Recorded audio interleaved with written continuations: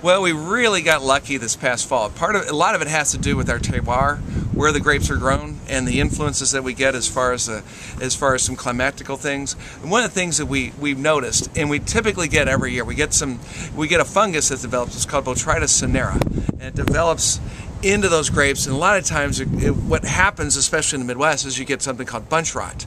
Bunch rot. You don't really want to be fermenting that because you're getting acetic acid. It's just spoil these microbes, get in there, and the grapes are pretty much wasted. In France, especially in the Bordeaux area, Sauterne, a lot of times it develops into what is called noble rot. And the weather conditions that you have to have for it, you have to have a high variance in your temperature differences between the morning and the evening and afternoon. And this August, we got that. We had a particular weather phenomenon that we had the exact right humidity in the morning and the exact right dryness in the afternoon. And instead of the botrytis drifting quickly from noble rot into bunch rot, it took a very long time to develop, and we were able to get the noble rot into the vines, or into those grapes. And we very selectively harvested them, just like the French do. We did it over several weeks, picked only the most optimum grapes, and let the rest of it stay out there and develop the noble rot. One of the things we had to be very keenly attuned to is the weather.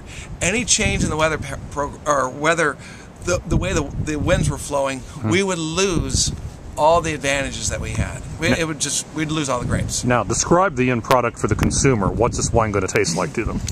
What botrytis provides to a wine, it provides an incredible depth, an incredible mouthfeel in the wines itself. And you'll pick up a nice honey, peach, apricot note over time. Currently, I pick up the honey note and the apricot note. Peach, I guess, will be coming. One of the beauties of a botrytis wine, you can age them 30, 40 years.